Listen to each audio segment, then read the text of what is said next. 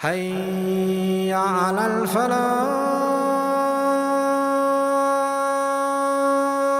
Then I'm going to quickly go through the different means of earning forgiveness. There are certain deeds, when you do them, automatically you get forgiven. There are certain deeds, when you do them, automatically you are forgiven. The first deed is for a non-Muslim to know that the minute he enters the fold of Islam, he is forgiven completely. He starts with a new slate.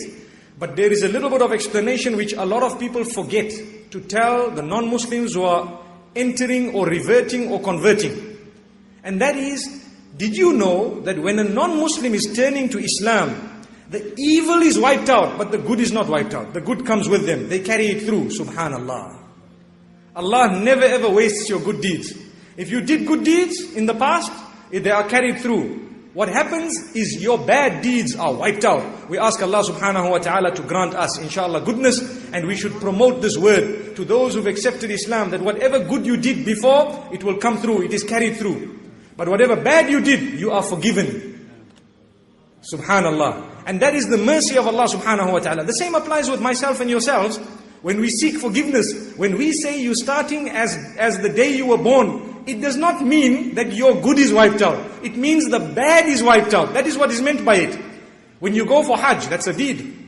Allah speaks about going for Hajj. When you go for Hajj, then obviously you will return as pure as the day you were born. It doesn't mean that you start with no good deeds. Your good deeds are all there. But the bad deeds, the record of bad deeds is as clear as the day you were born. I hope we understand that, inshallah. So, the deeds that we can engage in, inshallah, and we should be engaging in, Allah subhanahu wa ta'ala says, good character and conduct automatically results in a person's minor sins being forgiven. Subhanallah. إِنَّ الَّذِينَ يَغُضُّونَ أَصْوَاتَهُمْ عِنْدَ رَسُولِ اللَّهِ أُولَٰئِكَ الَّذِينَ امْتَحَنَ اللَّهُ قُلُوبَهُمْ لِلتَّقْوَىٰ لَهُمْ مَغْفِرَةٌ وَأَجْرٌ عَظِيمٌ. Allah says, those who had manners when it came to speaking to the Prophet ﷺ, those with character and conduct, Allah tested them. And Allah subhanahu wa ta'ala says, for them is forgiveness. So, the Mufassirin have explained that good character and conduct will make you arrive in heaven. One narration says, the Prophet ﷺ was asked, tell us which deeds are the deeds that will result most in people entering heaven. So the maximum number of people entering heaven, what made them enter heaven? So he said two deeds. Taqwallah wa husnul khuluq. Good deeds, meaning the consciousness of Allah subhanahu wa ta'ala, number one. And number two, good character and conduct. Subhanallah.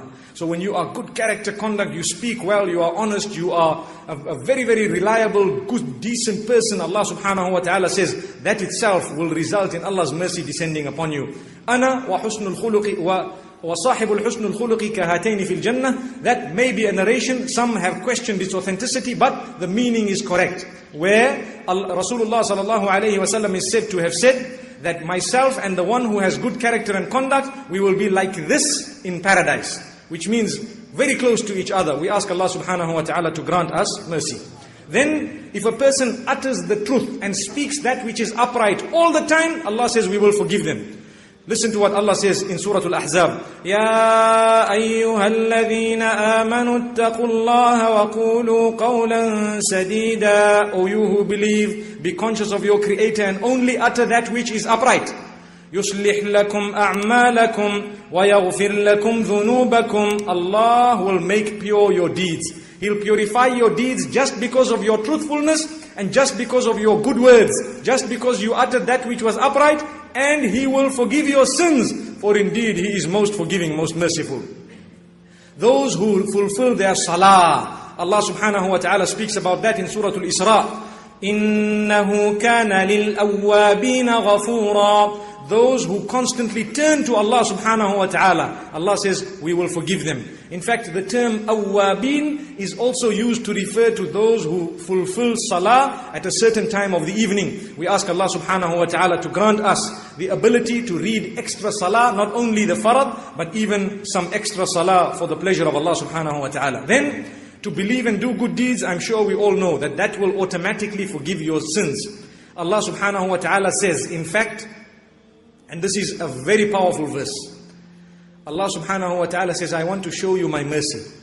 When you turn to me, if you return and from that day you do good deeds, I won't only forgive you. No, my mercy dictates that I will take all the bad deeds you have done throughout your life and I will convert them into good deeds on the right side of the scale. So when you come on the day of Qiyamah, the goodness of your repentance will actually be shown to you, where your bad deeds would have been shown as good deeds. Subhana Rabbiyal A'la. And there is a reason for this. Read what the Mufassirin say. Some of them have mentioned a very interesting point. They say, the more sins you have, the more difficult it is for you to repent, because shaitan massages you even more. When you are deep in sin, it's harder for you to come out. You know, they say, subhanallah, when a person is engrossed in something for years on end, it's very hard to take them out of that. So if they have to come out, Allah says, we're not going to waste that coming out. You deserve us to take all that evil, and we will actually turn it and put it on the other side of the scale, and you will now have good deeds. So on the day of judgment, you will see charities, you will see salah, you will see zakah, you will see hajj, you will see so many deeds. You say, Ya Allah, where did this come from? Is it my deeds? And Allah will say, no oppression today. Listen to what I said. And Allah subhanahu wa ta'ala says, in Surah Al-Furqan, إِلَّا مَن تَابَ وَآمَنَ وَعَمِلَ عَمَلًا صَالِحًا فَأُولَٰئِكَ يُبَدِّلُ اللَّهُ سَيِّئَاتِهِمْ حَسَنَاتٍ. Those who return to Allah and do good deeds thereafter, Allah says, for them, we will convert their bad deeds into good deeds. Subhana Rabbiyal A'la. Allahu Akbar. Now, can anyone compete with Allah subhanahu wa ta'ala's mercy? No. So Allah subhanahu wa ta'ala then tells us that if we are to engage in sincere repentance, Allah subhanahu wa ta'ala will definitely forgive us even after having committed a sin. Many people commit immorality. People have committed adultery.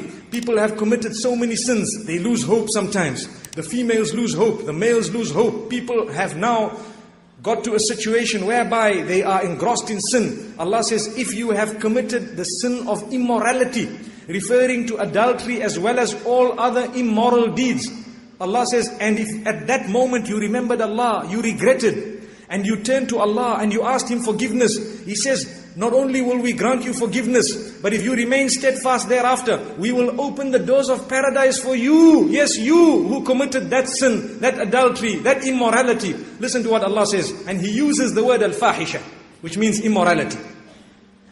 وَالَّذِينَ إِذَا فَعَلُوا فَاحِشَةً أَوْ ظَلَمُوا أَنفُسَهُمْ ذَكَرُوا اللَّهَ فَاسْتَغْفَرُوا لِذُنُوبِهِمْ. Those who have committed immorality or evil, and they then remember Allah subhanahu wa ta'ala and seek forgiveness for their sins. The verses continue, and I will skip a little bit, and Allah subhanahu wa ta'ala says that for them is forgiveness, for them is paradise, for them shall be the gardens of paradise. Subhanallah.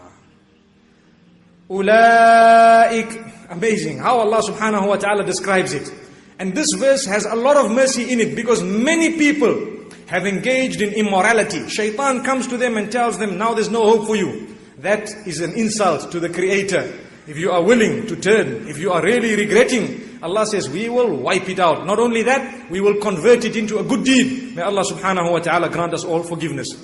Then Allah subhanahu wa ta'ala tells us, and this is something extremely important, that whenever any person has committed any form of oppression, if they are to seek forgiveness immediately thereafter, Allah subhanahu wa ta'ala says, He will indeed forgive them. Listen to what Allah subhanahu wa ta'ala says in Surah An-Naml.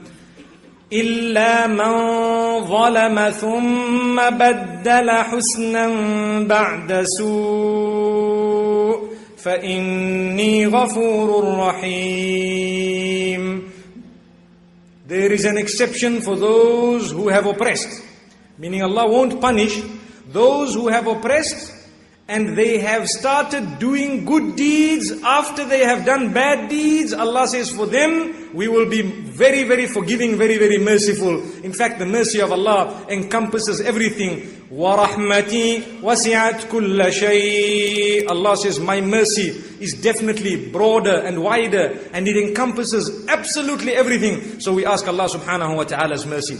Remember tonight, we spoke about the mercy of Allah, His forgiveness. These are the nights of the mercy and forgiveness of Allah subhanahu wa ta'ala. Let us make these du'as. Let us turn to Allah. Let us never ever lose hope in the mercy of Allah subhanahu wa ta'ala. Let us turn a leaf. Remember, let's not go back into our bad ways and habits. We have received so much good news. We have received so much hope. And I'm sure every single one of us is feeling. Thank you so much for listening to this short message. I pray that it has increased you in a little bit of motivation and hope, and the same applies to all of us. Jazakumullah khair. Assalamu alaikum wa rahmatullahi wa barakatuh.